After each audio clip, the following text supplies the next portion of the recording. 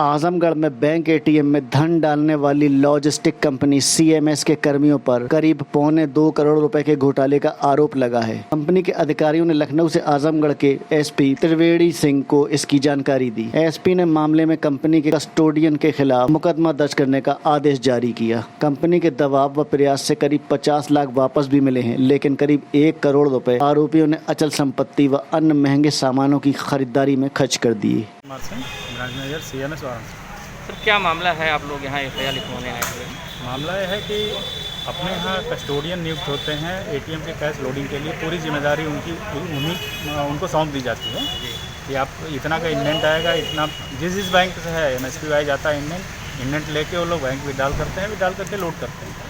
इसमें लड़कों ने गड़बड़ क्या किया है कि इंडेंट आया, रीडिंग उन्होंने स्विच काउंटर, मशीन काउंटर सब कुछ सही किया, लेकिन फिजिकल कैश कम डाला। यह धीरे धीरे फरवरी मार्च से, जैसा स्टेटमेंट दिया है प्रमोद यादव ने कि हमने सारा पैसा फरवरी मार्च में गायब किया।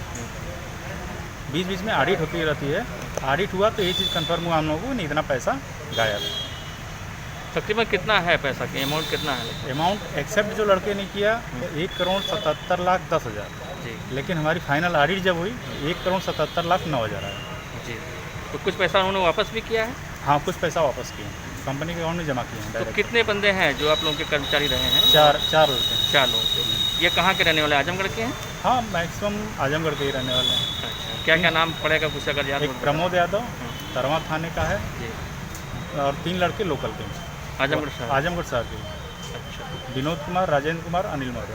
अरे चलिए, तो अब क्या चाह रहे हैं आप लोग के मुकदमे में? क्या चाह रहे हैं कि जल्द मुकदमे का मतलब जैसे कंपनी का पैसा वापस हो, जो इन्होंने फ्रॉड किया है, चोरी की है, वो पैसा वापस हो। जी, पब्लिक का पैसा है, बैंक का पैसा है, किसी के घर का पैसा तो है नहीं है।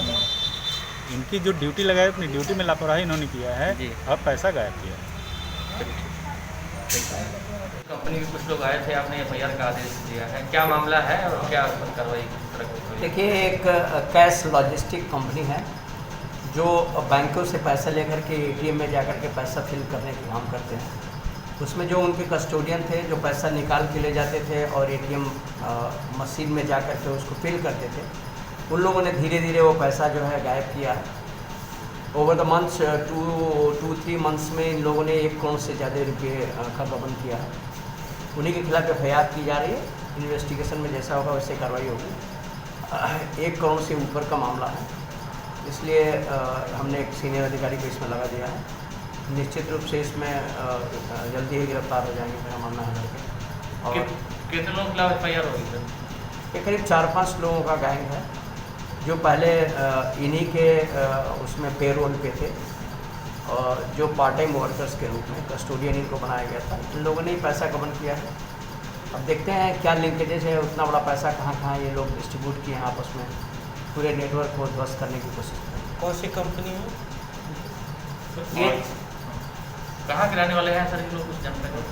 ये आजमगढ़ के जो क्रिमिनल्स हैं, जिन लोगों ने धोखाधड़ी की है, वो तो आजमगढ़ के ही सारे लोग हैं। घटना कहाँ की है?